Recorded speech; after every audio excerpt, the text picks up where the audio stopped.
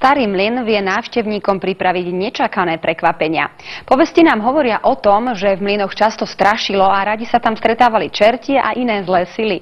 Okrem toho ich často obchádzali vodníci. Avšak mlynári bývali mnohokrát liečitelia a radili ľuďom v ťažkých chvíľach. Tajomstvo neobchádza mlyny ani dnes.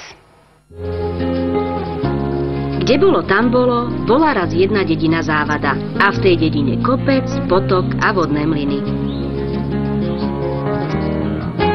Toto územie, teda celý Topolčiansky okres, alebo neviem, jak sa to tedy pomenovalo, patril grófom. Samozrejme, vec Závada patrila do tejto oblasti a patrili všetky mlyny v tejto oblasti.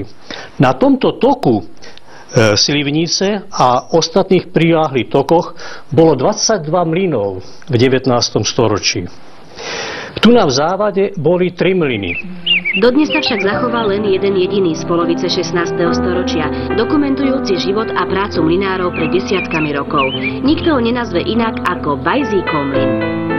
Mlyn, v ktorom sa nachádzame, prišiel do pôsobnosti Bajzíkových v roku 1874. Bajzíkovci síce v mlyne mleli a aj bývali, ale len ako nájomníci. Vlastníkom najvyššie postaveného mlyna v obci bola rímsko-katolícka fara. V roku 1904 sa však všetko zmenilo. Nestal sa zázrak, ako to v rozprávkach býva, ale prišiel William Bajzík, ktorý mlyn odkúpil a stal sa jeho právoplatným majiteľom. A mlelo sa ďalej. I keď mlynárstvo na Slovensku zažilo najväčší úspech v 17. až 19. storočí, Bajzíkovci mali aj potom práce dosť. Steny mlyna sú toho dôkazom. A živým dôkazom je aj posledný mlynár z rodu Bajzíkovcov, dnes 84-ročný Štefan Bajzík. Posledné zrnko v mlyne zomlel 9. septembra v roku 1952. Som z mlynárskej rodiny, môj otec bol mlynár, no tak som od malička behal po mlyne, tak ma potom zapísali za učňa a som sa vyučil za mlynára doma. Čo som ja tu robil, tak sa mlelo obyčajne pšenica, raž, jačmeň. To bolo bežné. Pšenica hrubé málo, lebo tu sa nedorábala pšenica. Podradí vôbec nič tam a tu v Závade dosť málo. I keď svoju zaprášenú zásteru od múky zavesil na klinec pred vyše 50 rokmi a dnes býva vo vedľajšej dedine, spomienky na životom pulzujúci mlyn a jeho zákazníkov ani časom nevybledli. To boli tí chudobnejší, čo nemohli ísť ďalej, tak tí tu melávali aj tí lepší gazdov, aj tí voľakeví tu mleli. Priviezli sme to, prepravy odvážili, tam sa to nasypalo do toho násypníka a korečkovi vyťahli hore do čističky. Cestu to išlo zase dole po potrubí do výťahov a išlo na dvárce. To išlo do rezerváru. Samozrejme, že tým sa výroba zďaleka nekončila. Mnohokrát ešte muselo obilie prejsť cez čističku a mlecie valce, kým sa vrecia zaplnili hladkou, polohrubou či hrubou múkou. Mlynár Štefan Bajzík zvládol všetky stroje obsluhovať sám. Mlelo sa vodne i v noci. Hluk strojov sprevádzal aj mlynárove chvíľky odpočinku. Keď sa to tak narichtovalo, dajme tomu tých 8 metrov, že sa mlelo, sa to narichtovalo, pustilo sa to, mohlo si aj za 2 hodiny, alebo pol 2 hodiny, aj zdrímnuť.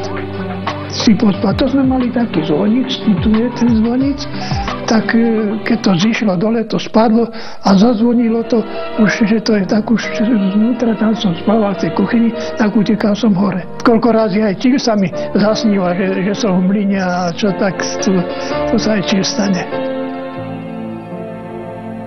Potom v 1952, kedy bol mlyn znárodený a bol v pôsobnosti nitrianskych mlynov, sa už väčšinou len šrotovalo pre dobytok. Celková pôsobnosť mlynu skončila v roku 1965, keď prívod vody bol zrušený a už sa ako nemlelo. Dnes je z kedysi ojedinelého vodného mlyna na tzv. Predný náhon malé rodinné múzeum.